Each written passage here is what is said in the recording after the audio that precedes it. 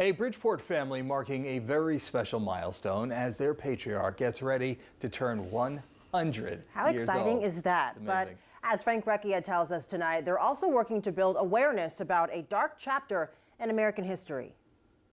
He knelt down and offered to the mightiest solemn thanks. Spend some time with retired steelworker and proud American John Tenn, who just happens to be a fan of classical poetry. From the still twilight of the place. And you'll quickly understand why his family says he's still very quick on his feet mentally, despite being just days away from his 100th birthday. A man known for being a hard worker and a beloved member of the Bridgeport community. Just to know that he's been a part of all my milestones and I get to celebrate one of his is just really phenomenal and a great part of our family history.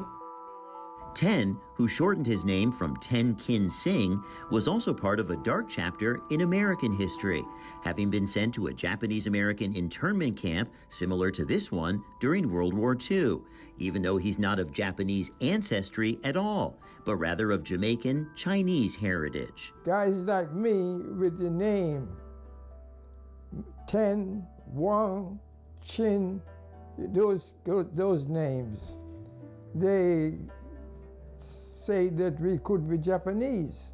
As the proud patriarch gets ready to cross the century mark, his family is using the milestone to support a measure now before Congress that would promote education about the country's treatment of all Americans of Asian descent during World War II. Japan and Jamaica are, thousands of miles apart. Putting him on a trial, he probably didn't understand why. But it was the times. So, I can say it's just one of those ugly parts of history that we have to deal with. And they found us innocent, of course, and sent us free. Thankfully, he was acquitted and let go. The family says while their patriarch may have faced injustice in his youth, solemn thanks and supplication, this avid fan of poetry will find poetic justice in turning a very happy 100 years old. I love him so much, and I wish he'd be here for another 100 years.